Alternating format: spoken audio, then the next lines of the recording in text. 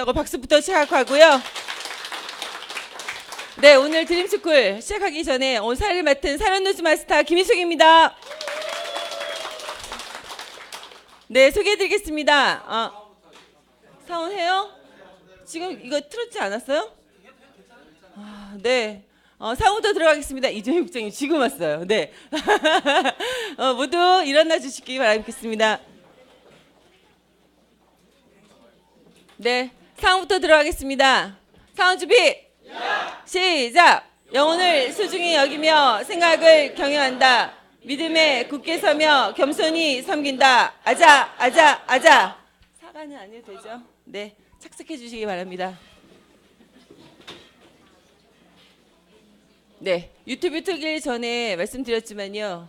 홍진영 국장님께서 이 분당탑 오늘 11월부터 들어가는 이 드림스쿨 성공의 13단계 우리 축약해서 지금까지는 8단계라고 했지만요. 좀 더 안양 쪽에서 많은 거를 했던 거를 이 분당탑에서 다시 한번 많은 사람들하고 공유하기 위해서 지금 11월부터 들어가게 된 이걸요. 공유해주기 위해서 저 오래간만에 사회를 봤더니요. 너무너무 떨리기도 하고요. 네, 소개해드리겠습니다. 잘생겼죠? 똑똑하죠? 키 크죠? 나무랄 데 없는 강사입니다. 공진영 국장님을 소개하겠습니다. 네, 안녕하세요. 반갑습니다. 샤론노즈 마스터 홍진영입니다. 네, 저희 가족들이 오셨나요? 왜 이렇게? 네, 항상 이렇게 환영해 주셔서 감사드립니다. 아침에 이렇게 활기차게 시작할 수 있어서 너무 기쁘고요.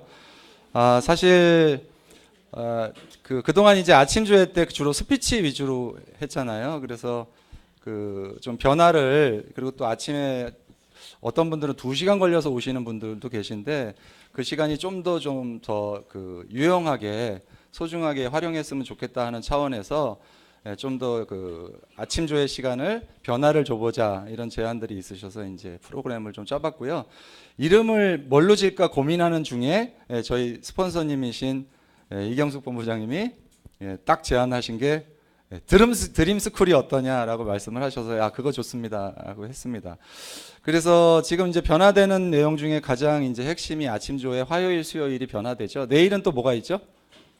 내일은 제품 데이가 있습니다. 제품 데이가 있고, 그래서 내일은 또 아주 명강사 누가 하나요?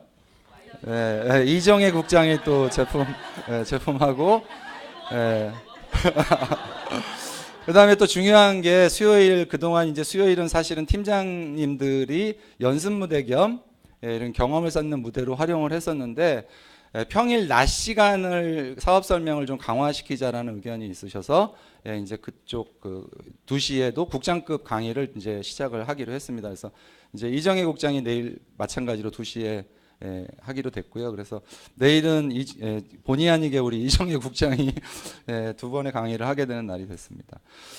제가 맡게 된 이 드림스쿨은요, 주 테마는 뭐냐면 Think and Grow Rich라는 책 들어보셨죠?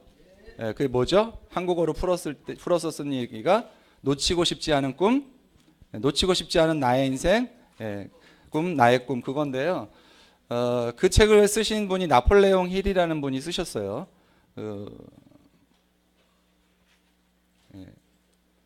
요 분이 쓰셨죠. 나폴레옹 힐이라는 분이 쓰셨는데, 이분이 누구를 만나서 이분의 인생이 바뀌었냐면요. 인생이 사실은 누구와의 만남이 중요한 건 아시죠? 이분의 인생이 누구를 만나서 바뀌었냐면, 누구죠? 대부분 아실 겁니다. 카네기도 2명이 있어요. 데일 카네기가 있고 앤드류 카네기가 있어요. 그래서 우리가 얘기하는 여기서 얘기하는 분은 앤드류 카네기입니다. 철광왕이라는 분이고, 미국 전역에 수천 군데의 도서관을 지으신 분이기도 합니다. 그래서 앤드류 카네기가 늘 했던 얘기가 있었습니다. 나는 다시 태어나도 똑같이 성공할 수 있다고 그랬죠. 왜? 나는 성공의 법칙을 알기 때문에. 그래서 그 당시에 이제 나폴레옹 힐이 젊었을 때죠. 젊었을 때 자그마치 3일 낮밤을 앤드류 카네기와 인터뷰를 합니다. 그러면서 성공의 법칙에 대해서 얘기를 하고, 그러면서 이제 마지막 날 나폴레옹 힐한테 앤드류 카네기가 제안을 하죠. 뭐라고 제안하냐? 너한테 성공한 사람들을 내가 다 소개할 테니. 왜? 본인이 영향력이 있잖아요. 미국 최고의 갑부고. 쉽게 얘기하면 이제 우리 이건희 회장이 그 신문 기자한테 제안한 거랑 똑같다고 보시면 되죠. 앤드류 카네기가 내가 당신한테 성공한 사람들을 다 소개할 테니 당신이 연구해서 이거를 성공학으로 한번 그 정리를 해봐라라고 제안을 한 겁니다. 단 난 한 푼도 지원할 수 없다고 한 거예요. 근데 그 당시에 이제 나폴레옹 힐이 머릿속에서 이 제안을 받아들이라고 막 머릿속에서 얘기를 하는데 하겠다고 했을 때 딱 스탑워치를 꺼내더래요. 29초. 당신의 의사결정에 29초 걸렸다는 거예요. 근데 이 앞에 나폴레옹 힐보다도 이 똑같은 질문을 몇 명이 받았냐? 250명 이상이 받았대요. 250명 중에 단 한 명도 1분 안에 대답을 못한 거예요.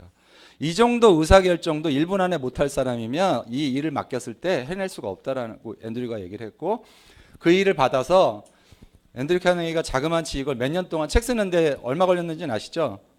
20년이 걸렸습니다. 20년 동안 504명의 성공한 사람들을 만나서 그 사람들의 성공의 패턴을 분석한 거예요. 아, 이 사람들 결국은 이걸로 성공했구나 정리한 게 이 책의 요체입니다. 이해되셨죠?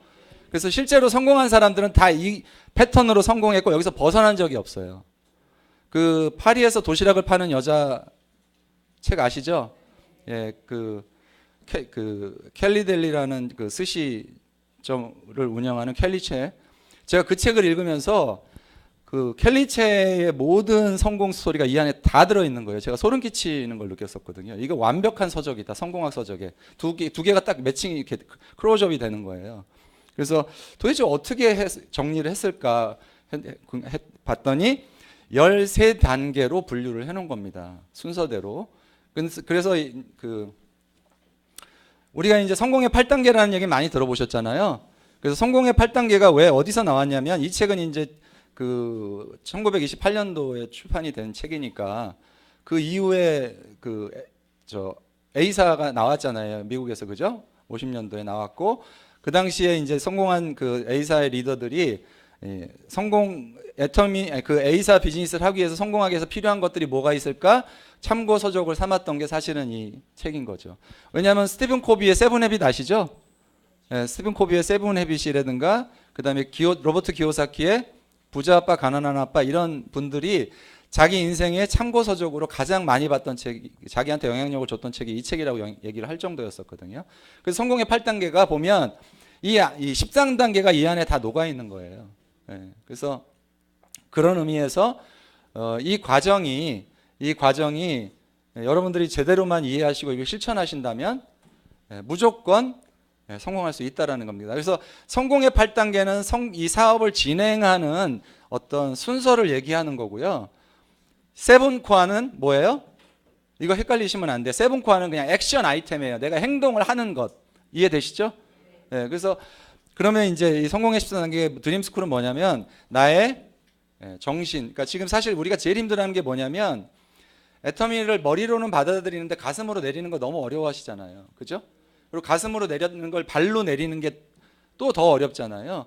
그 힘을 들이기 위한 하나의 도구로 여러분께 소개를 드린다 이렇게 보시면 됩니다. 그래서 저는 이 문구가 제가 제일 좋아하는 문구 중에 하나인데요. 하루에 우리가 지금 살고 있는 이 하루가 그죠? 그래서 그 하루를 살지 우리가 이틀을 살지는 않잖아요. 그죠? 오늘을 사는 거잖아요. 어제를 우리가 살 수 있어요? 그러니까 내일을 바꿀 수 있는 건 오늘밖에 없거든요. 우리가 내일 가서 살 수는 없잖아요.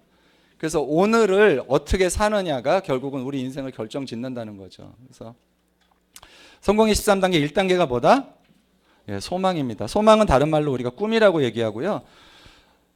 이 나폴레옹 힐의 첫 서문에 나온 그 Think and Grow Rich의 첫 서문에 나오는 글이 뭐냐면 우리가 생각하는 것이 물체라는 얘기가 나와요. 물체라는 건 뭐죠? 물체는 볼 수 있고 만질 수 있다라는 거죠.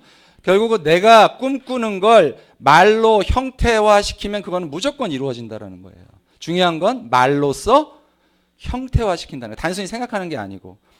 그래서 글로 쓰고 떠들어야 되고 한다는 거죠.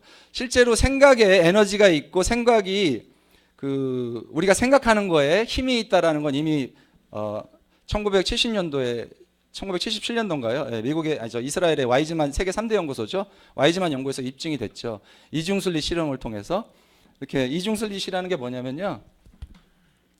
구멍이 이렇게 판이 있고 구멍이 뚫려 있는 거죠. 그리고 여기는 이제 이제 센서가 있는 거고 여기다 전자를 내보낸 거예요.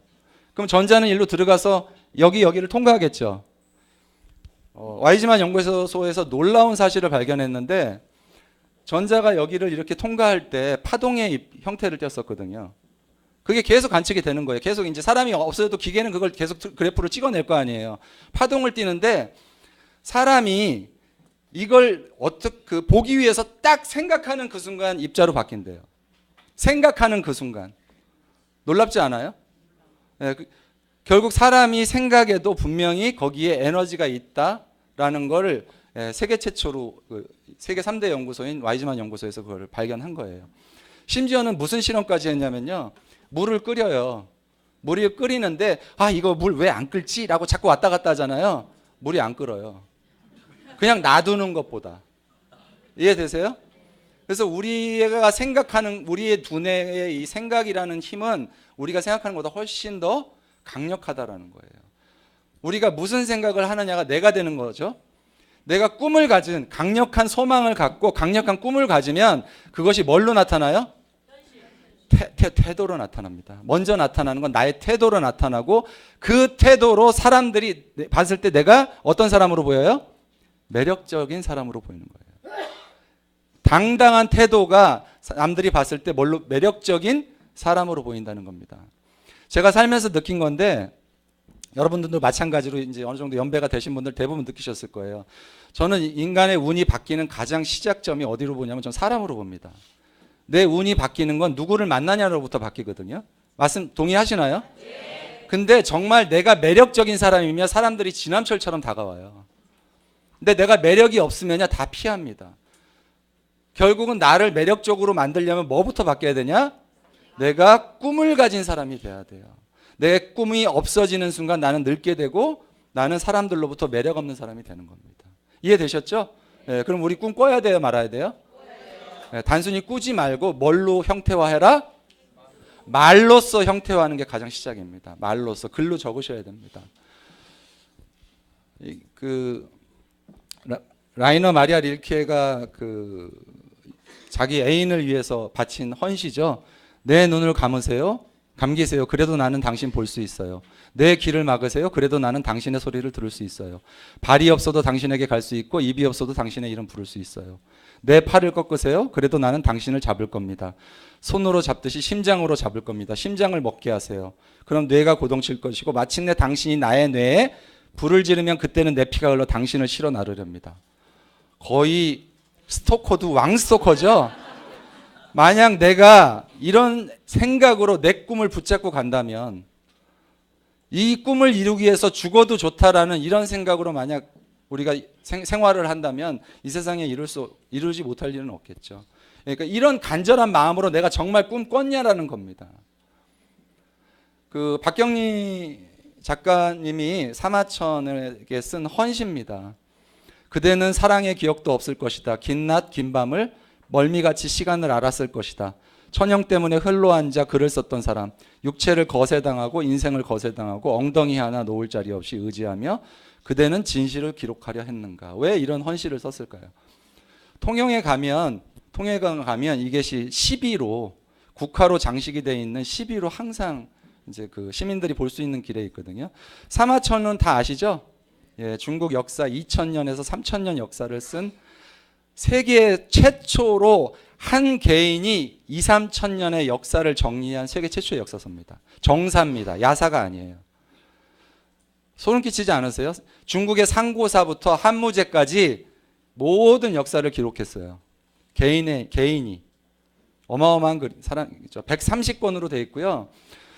사마천은 그냥 하급 관리였고 젊었을 때 아버지를 따라서 중국 전체를 유람하고 꿈을 가졌습니다. 무슨 꿈이냐? 아버지랑 같이 중국의 역사를 정리해보자.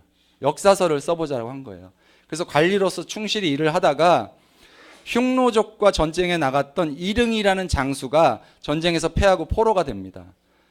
모든 사람이 그 이릉이 반역했다고 다 얘기할 때 혼자서 이릉은 그럴 리가 없는데요 라는 그 말 한마디 때문에 사형 선고를 받게 됩니다. 왜? 반역자를 비호했다고. 그래서 감옥에서 그 당시에는 그 선택권이 있었어요. 돈이 많으면 10만 전을 내든가 아니면 궁형을 선택하면 살 수가 있었어요. 궁형이 뭔지 아시죠? 내시가 되는 겁니다. 거세를 시키는 거예요. 그 당시에는 생사관이 지금과 달라요. 언제든지 매일 그냥 전쟁이 에브리데이 일어나잖아요. 언제든지 누구나 쉽게 그러니까 생사관이 지금하고는 다르다고요. 그래서 차라리 그런 비굴함을 당하느니 그냥 죽는 게 낫다라고 하는 그런 시기에 사마천은 자기가 정리해야 될 중국 역사가 있었잖아요. 꿈이 있었잖아요. 궁형을 선택했는데 그 당시에 궁형을 선택해도 살 확률이 20%밖에 안 됐대요. 대부분 80%는 감염으로 죽었답니다. 근데 그 꿈을 갖고 궁형을 선택했고 그러고서 그거를 인류 문화유산으로 남긴 거죠. 생각보다 시간이 엄청 빨리 가네요. 그래서 그 도시락을 파는 여자 이 켈리체라는 사람을 보면은요 정말 그 뭐랄까 성공하게 정말 교본 같은 분인데 6남매의 5째로 태어났어요. 전라도 정읍에서. 그래서 집안에 돈이 없어서 어머니는 늘 가수원에 가서 남해 가수원에 가서 일을 하셨고 집안에서 중학교 이상 학교를 나온 식구가 한 명도 없었어요. 학교를 못 보내. 근데 본인이 학교를 가려고 고민을 한 거예요. 그래서 농업학교는 학비를 안 내서 농업학교를 가겠다고 그랬더니 부모님이 뭐라고 그러셨냐. 미안하다. 너 왕복 차비 될 돈이 없다고 한 거예요. 얼마나 비참했을까요? 그죠? 그래서 17살이라는 나이에 혼자서 집을 뛰쳐나옵니다. 그래서 공장에 취직을 했고 와이셔츠 이런 만드는 그런 미싱하는 공장에서 일을 하다가 친한 친구가 버스에서 그 백설기 떡 아시죠? 백설기 떡을 먹는 아침 대신에 백설기 떡을 먹은 게 목에 걸려서 죽는 장면을 목격해요. 그래서 나는 이렇게 살 수 없다라고 결심을 하고 학교를 졸업하고 서울로 올라와서 이제 직장생활을 하는 와중에 그 야간 학교를 다녔거든요. 그러면서 서울에서 사는 와중에 이제 유명한 외국인 디자인을 보게 됐고 디자이너를 꿈을 꿉니다. 그러면서 복장학교에 들어가서 디자인을 전공해요. 근데 거기서 전공하다 보니까 모든 디자인이 다 일본에서 오는 거예요. 그래서 혼자 또 일본으로 가서 일본에서 디자인 전공을 하고 근데 거기 가 보니까 모든 디자인이 프랑스에서 오는 거예요. 그래서 또 프랑스로 유학을 가요. 대단하죠? 한 푼의 도움 없이 집안으로부터 본인이 다 해결한 거예요. 그래서 파리에 가서 디자이너로서 우리가 잘 아는 파코라반 아시죠? 파코라반의 디자이너로까지 들어갑니다. 근데 거기서 있었으면 괜찮은데 이제 전시 기획 관련된 사업을 하다 쫄딱 망하죠. 10억의 빚을 지고. 그래서 정말 죽을 것 같을 때 그 파리 강에 뛰어들어서 그냥 그러니까 후배가 만나자고 그래서 만났는데 자기가 잘 살 때는 기사도 있고 굉장히 잘 살았거든요. 근데 후배가 만나자고 하는데 커피값이 없어서 만나러 못 나가는 거예요. 근데 그냥 나갔어요. 그냥 할 수 없이 그냥 하도 만나자고 해서 나갔는데 커피 먹는 1시간 동안 죽을 것 같은 고통이 다가왔대요. 심장이 조여들어서. 이 커피값을 도대체 누가 낼까? 그 심정 이해되세요? 나가야 되는데 나가질 못하고 얘기가 다 끝났는데도 후배는 이제 선배는 항상 돈이 있었으니까 그러니까 배려를 못한 거죠. 근데 결국은 후배가 커피값을 지불하고 세느강을 걸어서 자기 집으로 오는데 그냥 빠져서 그냥 세느강처럼 그냥 강물에 흘러가고 싶었었대요. 죽고 싶다는 충동이 너무 들었는데 집에 들어와서 거울 앞에 선 자기 모습을 보니 거기 누가 서 있었냐? 엄마가 서 있는 거예요. 한국에 있는 엄마가 늙어버린 엄마가 거기 거울 안에 딱 담겨 있는 거예요. 그러면서 그 생각을 합니다. 나는 엄마한테 꿈이었는데 왜 6 형제 중에 유일하잖아요. 혼자서 그렇게 해서 나는 엄마한테 유일한 희망이었는데 내가 이대로 죽어버리면 어떡하지? 그러니까 엄마가 그 과수원에 가면 단팥빵을 간식으로 주신대요. 그럼 그거를 안 드시고 갖고 와서 6조각으로 쪼개가지고 자식들 입에 이렇게 넣어주셨대요. 그 기억이 살아나고 내가 이대로 죽을 순 없다. 나 반드시 우리 엄마한테 자랑스러운 딸이 돼서 죽어야 된다고 생각을 하고 그때부터 꿈을 꿉니다. 그래서 위대한 행동을 시작해요. 여기서 가장 중요한 게 뭐냐면 기적은 행동하는 자에게 찾아온다는 거예요. 커피값 한 잔 낼 돈이 없던 이 켈리체가 책을 읽기 시작하고 수많은 책을 읽고 자기가 사업 아이템을 정하고 자기는 대형 마트 안에서 음식점을 해야 되겠다고 결론을 내린 거예요. 그래서 까르푸 아시죠? 네. 그 까르푸라는 프랑스에 있는 그 마트에 2년 동안을 매일 출근합니다. 사업 아이템을 정하려고. 9시에 출근해서 문 닫을 때까지 퇴근해서 전 1000명의 직원이 자기를 모르는 직원이 없었대요.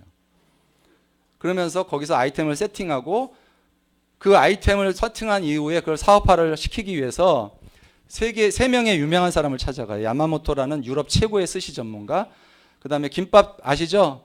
체인점, 미국에서 세계 최고의 김밥 체인점 갖고 있는 김승호 회장, 맥도날드 유럽 CEO 3명을 생각해 보십시오. 무일푼인 사람이 찾아갑니다.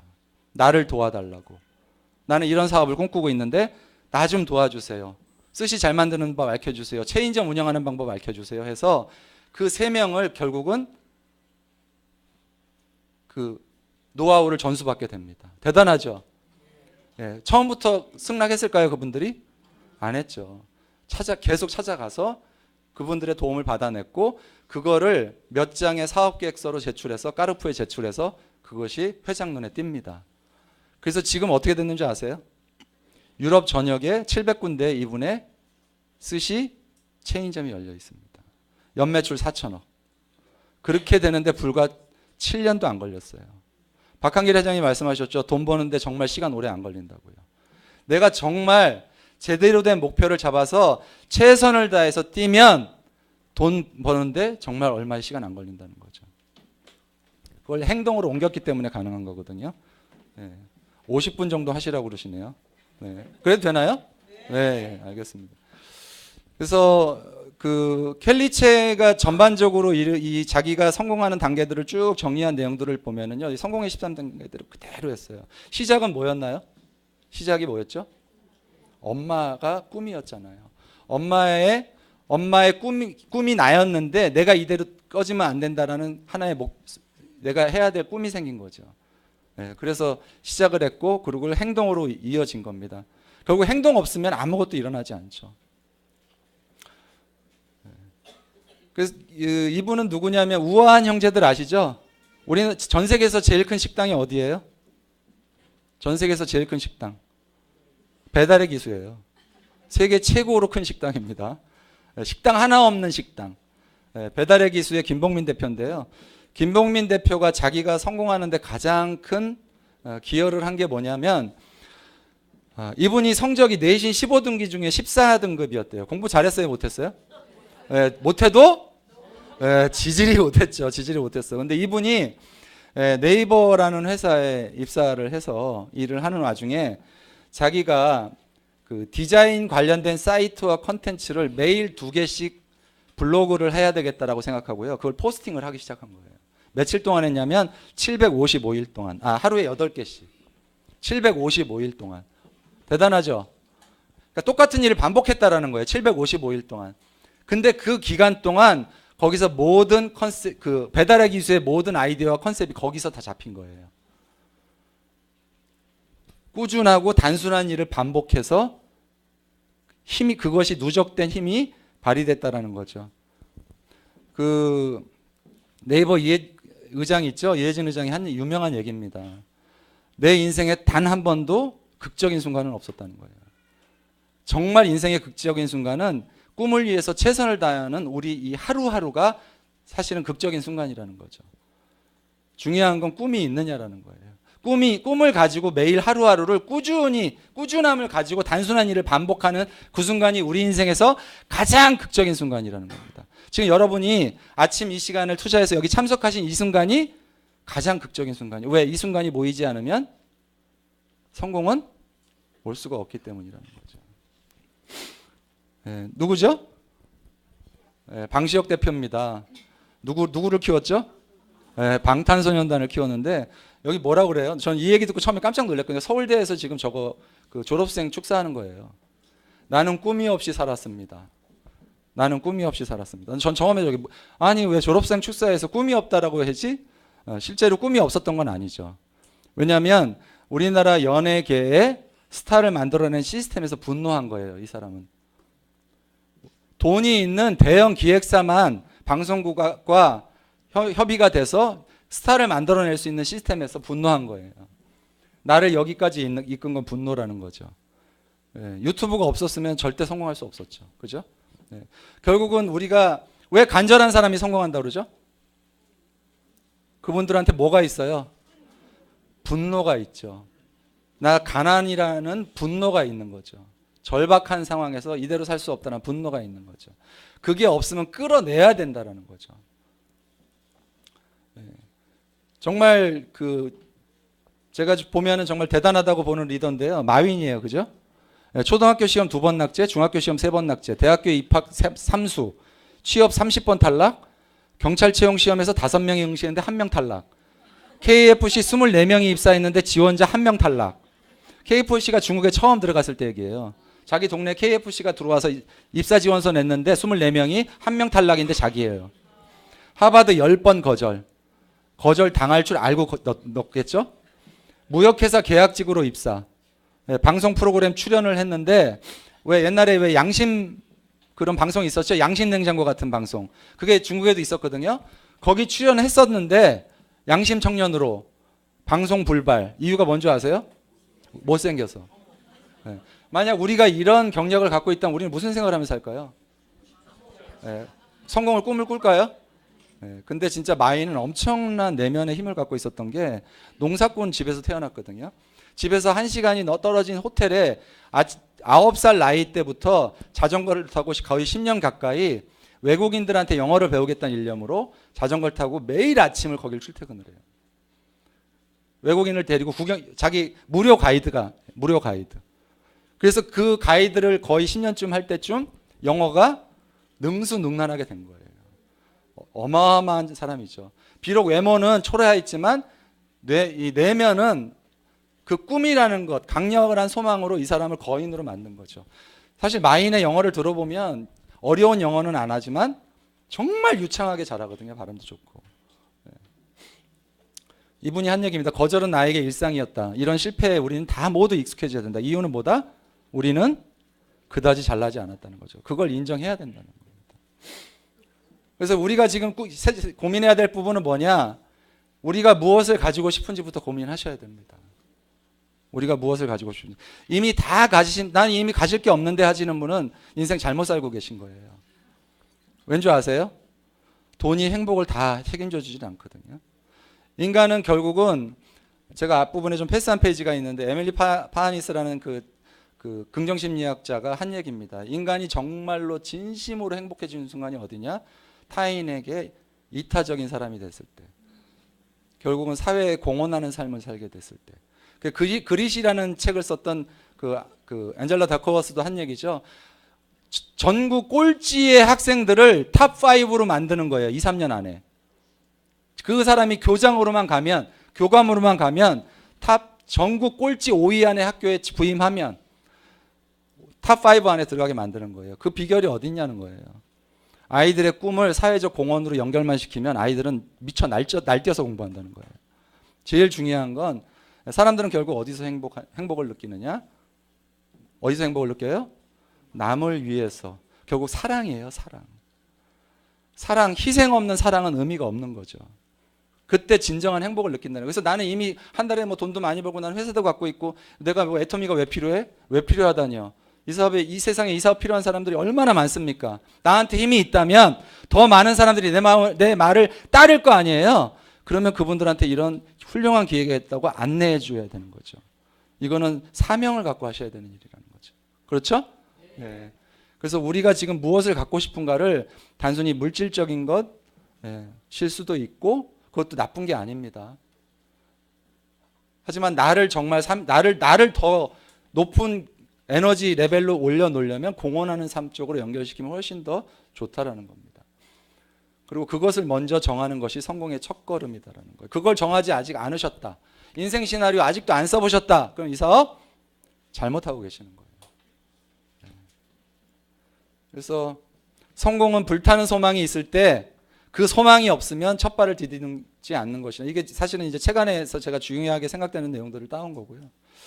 그래서 그 나폴레옹 힐이 강력하게 요구하는 겁니다. 이거부터 정하라는 거예요. 1번 뭐예요? 내가 바라는 돈의 금액을 명확히 해라. 내가 한 달에 얼마 벌면 내가 원하는 삶을 살 수 있는지 그거부터 정하라는 거예요. 박한길 회장이 맨날 말씀하시죠? 뭐라고 그러셔요? 한 달에 5천 벌 생각부터 하라고. 맨날 200, 300 벌 생각하니까 그런 일만 찾아다닌다고. 내가 정말 행복하게 살기 위한 삶에 얼마를 벌지, 얼마가 필요한지를 정하시면 그것이 1번이다라는 거예요. 지금 적어보세요. 도대체 생각해 보시고 다음 화요일 날 다 적어서 오셔야 돼요. 아셨죠? 네. 그 다음에 당신이 원하는 만큼의 돈을 얻기 위해서 내가 그럼 무엇을 할 것인가 정하셔야 돼요. 무엇을 해야 돼요? 우리 사업은 너무 심플해요. 무엇을 해야 돼요? 네? 뭐를 해요? 결단이요? 네, 이미 시스템에 여러분들한테 다 제시하고 있어요. 우린 너무 쉬워요. 뭐를 하라고 그럽니까? A코어 하라고 그러잖아요. A코어. 내가 원하는 만큼의 돈을 당신이 원하는 만큼을 하기 위해서 뭘 하라고 그래요? A코어 하면 돼요. A코어를 내 일시간표에 그냥 집어넣기만 하시면 돼. 뭐 새로운 거 하라는 게 아무것도 없잖아요. 맞아요? 네, 그거예요. 근데 내가 얼마나 간절하냐에 따라 내 시간에 얼마나 많이 집어넣을지 누가 결정해요? 내가 결정하는 거예요. 뭐 새로운 걸 하시라는 게 아니에요. 얼마나 심플합니까? 방법이 다 나와 있죠. 여기까지 이해되셨죠? 그래서 소망 언제까지 달성할 거냐. 내가 지금 판매사도 아닌데 임페리얼 언제 달성할지 적는 거 큰 의미 없어요. 지금 내가 만약 판매사 도전 안 하셨다면 판매사 도전 언제 하는 거 하겠다라는 것부터 시작하셔야 돼요. 그 다음에 팀장 적으셔야 돼요. 이해되시죠? 너무 긴 꿈, 그거는 나한테 힘을 주지 못해요. 나를 끌고 가기 힘들어요. 일단 지금 앞에 있는 목표부터 정했어요. 국장이면 뭐예요? 본부장부터. 이해되시죠? 네. 그래서 기일을 정하는 게 중요합니다. 그리고 돈을 얻기 위한 계획을 철저히 세우고 가장 중요한 매트입니다. 준비가 덜 되었더라도 상관하지 말고 즉시 행동에 들어가라. 뭐예요? 즉시. 준비가 덜 됐더라도. 우리 학교 다닐 때 공부 못하는 애들이 맨날 시간표 그리죠? 시간표가 완성될 때까지는 절대 공부 안 해. 그죠? 네. 그냥 뭐부터 하라고요? 행동부터 하시라고요. 비록 내 계획이 완벽하지 않더라도 행동부터 하시라는 거예요. 왜? 수정은 그 이후에 해도 충분하다라는 거예요. 그 다음에 이 4가지 원칙을 종이에 적어서 매일 2번, 매일 몇 번이요? 2번 아침에 일어나서 한 번, 저녁에 주무시게 한 번, 2번 매일같이 읽으라는 거예요. 그 김승호 회장이 하신 말씀이에요. 자기한테 맨날 성공 노하우 알려달라는데 자기는 너무 답답하대요. 말해달라고 해서 얘기해주면 믿질 않는답니다. 그게 뭔지 아세요? 자기는 자기가 목표로 한 게 있으면요. 매일 100번씩 최소한 100일을 떠들고 다닌대요. 매일 100번씩. 그럼 무조건 이루어진대요. 그게 자기의 성공 노하우라는 거예요. 이해되시죠? 네. 왜냐하면 우리의 생각과 사고에는 아까 말씀드렸듯이 이 에너지가 있어요. 다른 사람을 바꾸게 만드는 일단 내 태도가 바뀌고 내가 바뀐 태도를 통해서 다른 사람들이 바뀌기 시작하면서 힘이 발생되는 거죠. 그래서 가장 중요한 게 뭐냐면 항상 여러분들이 이걸 생각하실 때 앞으로 어떻게 됐으면 좋겠다라는 게 아니고요. 이 세상에서 가장 완벽한 이 소망은 뭐냐면요. 이미 이루어졌다고 믿는 거예요. 우리 교회 다니시는 분들은 기도 드릴 때 항상 뭐라고 그래요? 이미 이루어졌음을 믿습니다라고 하잖아요. 그게 완벽한 거예요. 이미 나는 이미 판매사라는 생각이 가지고 나는 이미 판매사야. 나는 이미 본부장이야. 라는 생각을 가지고 일을 하셔야 돼요. 아니면 나는 에이전트야 그러는 순간 나는 에이전트가 되는 거예요. 나는 이미 이루어졌다라고 생각하시라는 거예요. 내가 이미 판매사고 내가 이미 팀장인데 뭐 이까지 것 그렇게 생각하시라는 거예요. 그럼 그건 반드시 일어난다. 반드시 이루어진다. 말의 꿈과 소망이 말의 형태를 갖췄기 때문에. 그래서 이 세상에 끊임없이 발전하고 변화하는 이면에는 반드시 불타오르는 소망이 있다라는 거고, 그 소망이 만약 여러분 마음속에 불타오르는 소망이 없다면 우리 회장님 늘 말씀하셨죠. 사랑이 없는 거다. 사랑이 없는 거다. 내가 지켜야 될 사람이 없는 거다라는 거죠. 그 죽음의 수용소라는 책 아시죠? 모르시나요? 네. 그 한번 꼭 읽어보십시오. 모든 이 세상에 성공한 모든 사람들이 대부분 추천하는 책 중에 하나인데요. 거기서 보면은 그 아우슈비츠 같은데 우리가 들어가 있다면 꿈꿀 수 있어요? 네, 언제 죽을지도 모르는데.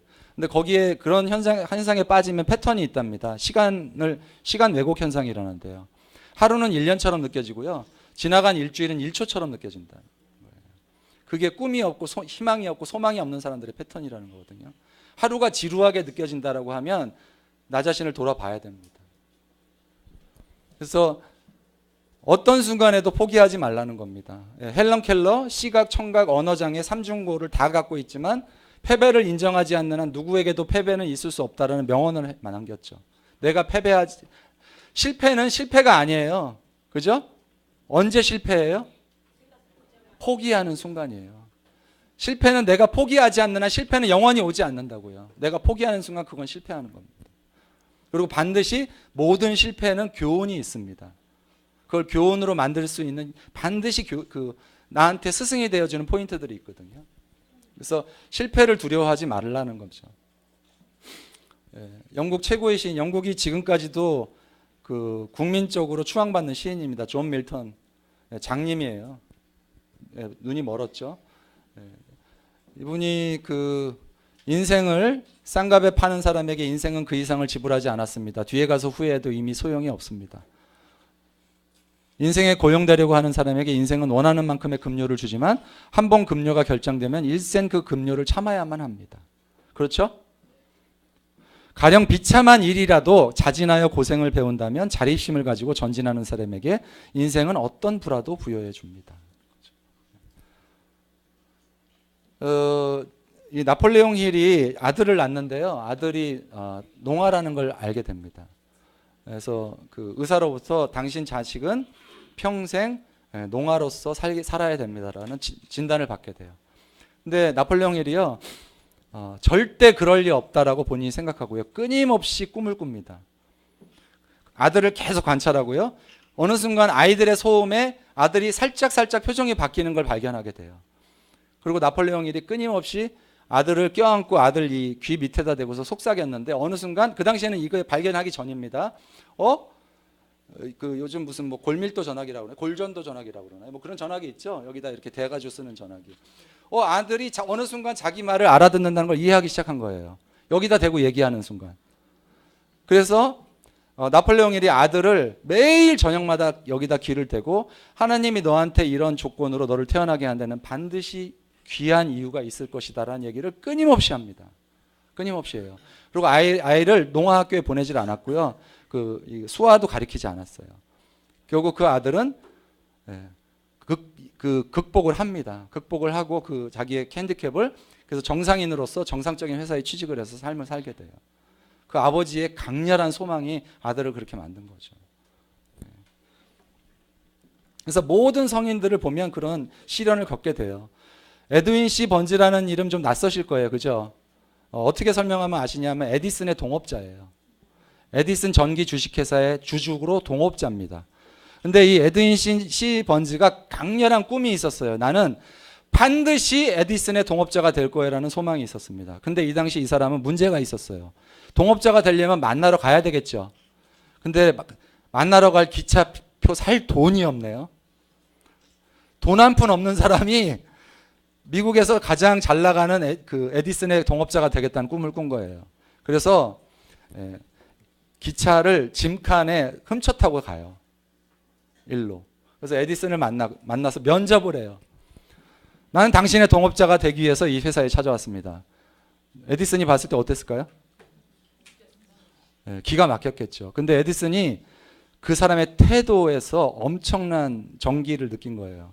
이 사람은 뭔가 있다. 뭔가 강렬한 게 있다라는 그러니까 태도가 모든 거라는 얘기가 여기서 나오는 거예요. 강렬한 소망이 있고 태도가 있다 보니까 이 사람을 직원으로 채용을 합니다. 그래서 장장 5년 동안 연구소 청소하고 이런 식으로 소일을 합니다. 잡일을 하면서. 그리고 5년 뒤에 이 사람한테 기회가 찾아오죠. 이 추궁기를 에디슨 연구소에서 개발을 하는데 한 대도 못 파는 거예요. 판매 조직에서. 그래서 저거를 없애버리려고 그랬어요. 그때 에드윈 C. 번즈가 이걸 내가 팔아보겠습니다 한 거예요. 그래서 대박을 냈죠. 미국 전역의 판권을 자기가 나중에 갖게 됐고 그 판권을 통해서 어마어마한 돈을 벌어들여서 에디슨 회사 주식을 사버려요. 그래서 주주가 되는 거예요. 단 한 번도 5년 동안 연구소 바닥을 청소하면서 자기가 에디슨의 파트너가 될 거라는 꿈을 버린 적이 없답니다. 단 한 번도. 그러니까 그 기회가 왔을 때 잡은 거죠. 그 꿈이 없었다면 에이 뭘 또 이러고 지나갔을 일 아닙니까? 저게 자기 인생에 뭔 관련이 있겠어요. 내한테 아무 생각이 없다면. 그만큼 내가 어떤 목표를 정하고 꿈을 정했으면 이것을 결국은 내가 목표로 하는 걸 이룰 때까지 그 꿈을 포기하지 않아야 된다는 거죠. 그래서 그 카카오 아시죠? 카카오에 보면 벤처스라는 회사가 있어요. 투자하는 회사거든요. 거기에 대표분이 여자분인데 그분이 한 얘기가 있습니다. 모든 스타트업의 컴퍼니에는 죽음의 계곡이 반드시 온다는 거예요. 죽음의 계곡이 뭐예요? 회사를 운영하는데 돈이 없어서 그냥 문을 닫을 것 같은 그냥 완전히 죽음까지 가는 순간이 반드시 오는데 성공한 CEO들은 그 순간에도 눈빛이 빛나고 태도가 당당하고 자기 꿈을 잃지 않는데요. 성공한 스타트업들은. 어떤 순간에도 꿈을 놓치지 말으셔야 된다는 거죠. 그래서 남들이 뭐라고 하든지 절대는 뭘 하지 마라? 후퇴는 하지 마라. 이 세상에서 가장 값싼 쓰레기랍니다. 절대 남들이 뭐라고 하든 나의 꿈이 거기에 함몰돼서는 안 되는 거죠. 왜? 그 말에 영향받는 사람은 누구예요? 유일하게 나예요. 그 사람들이 아니라고요. 그 남들의 충고는 누구한테 영향을 줘요? 나한테만 영향을 주는 거예요. 그 사람들은 자기가 나중에 그런 충고 했는지도 기억을 못 합니다. 왜? 기본적으로 인간들은 남의 인생에 관심이 없어요. 그래서 성공은 당신의 힘으로 이루어지는 것이지 절대 말이나 조건으로 이루어지는 것이 아니라는 것을 명심하셔야 된다는 거예요. 그래서 사실은 우리가 이렇게 아침 미팅에 이렇게 끊임없이 참석하는 이유, 아침 조에 이렇게 나오고 이런 세미나를 참여하고 하는 모든 이유가 다 뭐예요? 소망이라는 불신을 혼자 태우려면요. 바람만 불어도 꺼지기 쉬워요. 남의 말 한마디에 그냥 훅 하고 날아갈 수도 있습니다. 맞아요? 나와 꿈을 같이 하고 나와 목표를 같이 하는 사람들이 함께 했을 때 그 소망의 불은 더 키울 수 있는 거거든요. 그래서 사실은 이렇게 아침 조회라는 이런 시간이 소중한 거고 시스템이라는 것이 꼭 필요한 거죠. 시스템은 결국은 가장 중요한 시스템의 역할이 뭐냐면요. 우리의 정체성을 바꾸는 겁니다. 우리가 이 사업하기 전에는 모두 다 다 자기 각자 직업이 있었죠. 그죠? 다 자기 분야에서 전문가로서 그 직업에 맞는 패턴으로 라이프 스타일을 즐기셨단 말이에요. 근데 애터미 사업을 하는데 그 정체성을 가지고 성공을 하기가 어려워요. 내가 특히 저는 평생 직장 생활 했단 말이에요. 직장 생활을 했는데 제일 힘든 게 뭐였냐면요. 빨간 날 미팅 나오라는 거. 특히 부업으로 할 때. 주중 내내 일하고 또 주말에 미팅 나오래. 왠 줄 아세요? 이 월급쟁이들은요. 빨간 날만 보면 흥분하거든요. 쉬는 날로 알고 있잖아요. 내 뇌가 빨간 날은 쉬어야 되는 날로 알고 있어요. 그 정체성을 바꾸지 않으면 이 사업 성공 못하는 거랑 마찬가지예요. 왜 요식업을 하면 다 실패하냐? 내 정체성은 과거의 다른 사람이란 말이에요. 근데 식당을 덩그러니 성공할 수가 없죠. 그래서 사실은 우리는 정체성을 바꾸는 작업들을 지금 하고 있는 겁니다. 이해되시죠? 예, 그래서 미팅에 나오는 걸 주저하시면 안 되고 내 파트너들을 안내하시면 이 사업은 심플하게 끝나는 거죠. 그래서 이 비디오를 보면서 오늘 시간 정리하도록 하겠습니다. 무니와 바자리라고 그 인도 쪽 분인데 교통사고로 그러니까 이제 하반신 마비가 돼서 그 유튜브 띄워놓은 거 있잖아요. 화면. 아까 그거 좀 틀어주세요. 한번 I was 18 years old when I got married. I belonged to a very conservative family, a Baloch family, where good daughters never say no to their parents. My father wanted me to get married. And all I said was, if that makes you happy, I will say yes. And of course, it was never a happy marriage. Just about after 2 years of getting married, I met a car accident. Somehow my husband fell asleep and the car fell in the ditch. He managed to jump out, saved himself. I'm happy for him. But I stayed inside the car and I sustained a lot of injuries. The list is a bit long. Radius ulna of my right arm were fractured. The wrist was fractured. Shoulder bone and collarbone were fractured.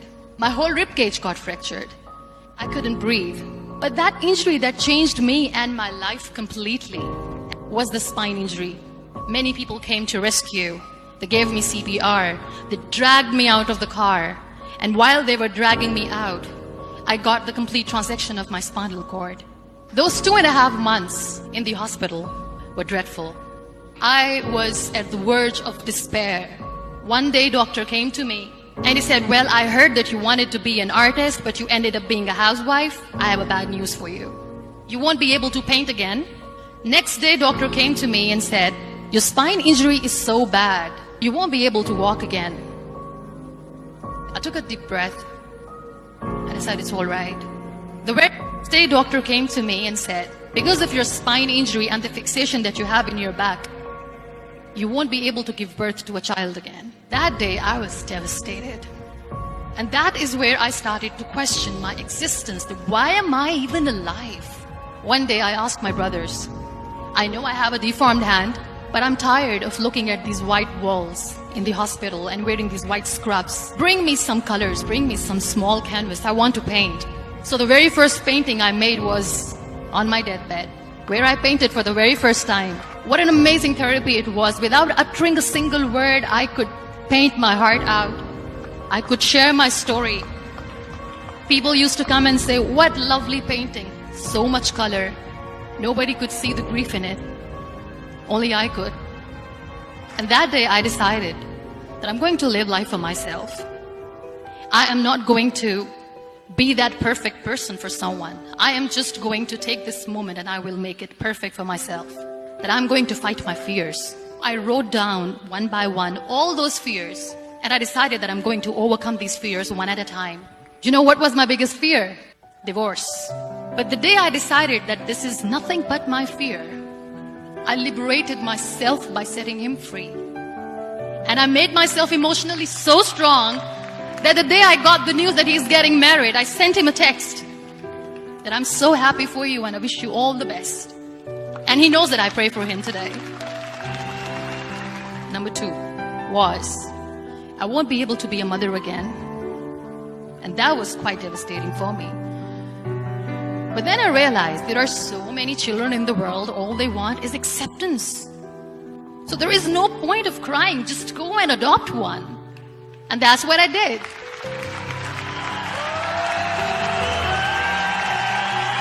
I gave my name in different organizations, different orphanages, and I waited patiently. 2 years later, I got this call from a very small city in Pakistan. I got a call and they said, are you Muniba Mazari? There is a baby boy and would you like to adopt? I could literally feel the labor pain. I said, yes, I am going to adopt him. I am coming to take him home. And that day, I was 2 days old, and today he's 6. You know, when you end up being on the wheelchair, what's the most painful thing? People think that they will not be accepted by the people because we, in the world of perfect people, are imperfects. So I decided to appear more in public. I started to paint. I have done a lot of modeling campaigns. I decided that I'm going to join the national TV of Pakistan as an anchor person. And now I speak for the rights of women, children. I was featured in BBC 100 Women for 2015. I'm one of the Forbes 30 under 30 for 2016. So when you accept yourself the way you are, the world recognizes you. It all starts from within. We have this amazing fantasy about life. This is how things should work. This is my plan. It should go as per my plan. If that doesn't happen, we give up. I never wanted to be on the wheelchair. Never thought of being on the wheelchair. This life is a test and a trial, and tests are never supposed to be easy. So when you are expecting ease from life, and life gives you lemons, then you make the lemonade, and then do not blame life for that. It is okay to be scared. It is okay to cry. Everything is okay, but giving up should not be an option. They always say that failure is not an option. Failure should be an option, because when you fail, you get up, and then you fail, and then you get up, and that keeps you going. That's how humans are strong. Don't die before you're dead. We all die. Embrace each and every breath that you are taking. Celebrate your life. Live it. Be kind to yourself, and only then you can be kind to others. Real happiness lies in gratitude. So be grateful, be alive, and live every moment. Thank you so much, everyone. Thank you.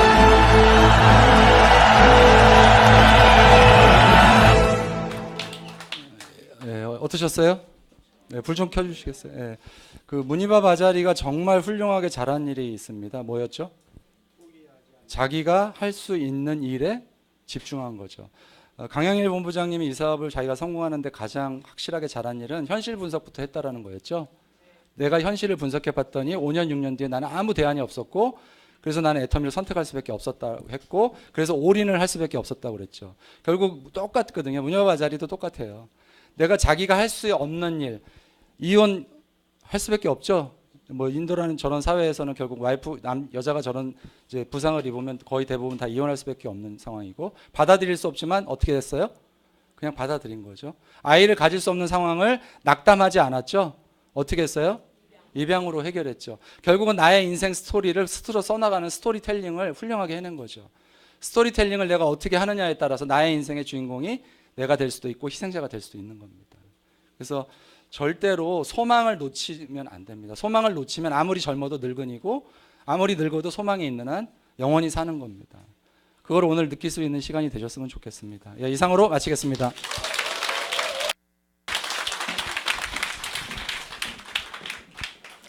네, 홍재호 국장님의 드림스쿨 첫 번째 어떠셨나요?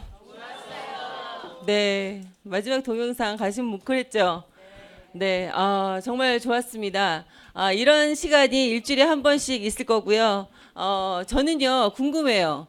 어차피 지금은 유튜브 안